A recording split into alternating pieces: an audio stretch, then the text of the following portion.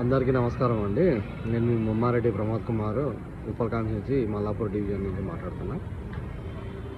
అరే, మిడకాయ మీద తలకాయ ఉండి పనులు చేస్తున్నారా ఏంది నాకేం అర్థమవుతలేదు. ఇప్పుడే పొద్దున్న నుంచి నేను కొంచెం ఇవాళ పెళ్ళి దాంట్లో కొంచెం బిజీ ఉన్నాను. వేరే మన తెలిసిన రిలేటివ్స్ దాంట్లో 5,000 కోట్లతో ఉండి గాంధీ విగ్రహం ఏంది రవి, నా తెలియకూడదా? మరి ఇంతైనా సెన్స్ ఉండి మాట్లాడుతున్నారా, సెన్స్ లేకుండా మాట్లాడుతున్నారా, ఏం చేస్తున్నారో నాకేం అర్థమవుతలేదు.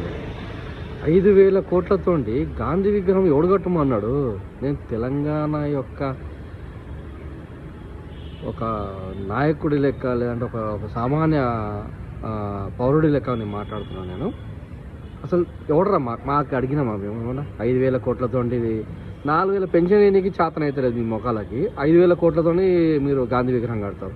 ఏమసలు ఇప్పుడు నోట్ల మీద కరెన్సీ మీదనే గాంధీ బొమ్మ తీసేద్దాము, లేదంటే సుభాష్ చంద్రబోసుదో, ఛత్రపతి మహారాజు శివరాజుదో ఇట్లాంటివి పెడదామని మేము అనుకుంటుంటే, మీరు తీసే అది కాకుండా ఉల్టా మేళ గాంధీ బొమ్మ 5,000 కోట్లతో ఈ ఎవడు ఈయనకిరా అది ఎలా కడతా? ఈ శాతం అయితే ఒక 4,000 పెన్షన్ వేయండి రవి పేద ప్రజలకి. అది ఏనికి శాత కావట్లేదు కానీ పనికిరాని అన్ని అందులో దగ్గర 10 ఎకరాలు అంటే అపార్ట్మెంట్లో అందరినీ ఖాళీ చేయించి ఏంది ఇది? ఎవడు మీకు అడ్వైస్ ఇస్తుంది ఏంది? మీరు ఏమైనా మెడికల్ మీద తలకాయ ఉండి పని చేస్తున్నారా? మీరు పరిపాలిద్దాం అనుకుంటున్నారా, లేదంటే ఇంకేమైనా చేద్దాం అనుకుంటున్నారా?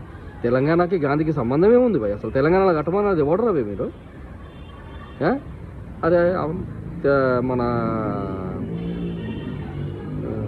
అంబేద్కర్ స్టాచ్యూ కట్టిన తెలంగాణ బాబు కేసీఆర్ మన కాంగ్రెస్ గవర్నమెంట్ వచ్చిన తర్వాత అక్కడ ఏమన్నా ఒక మంచి కార్యక్రమం, జయంతి రోజు కానీ వర్ధంతి రోజు కానీ ఏమన్నా ఒక మంచి కార్యక్రమం చేయడానికి చేతనైందా మీకు?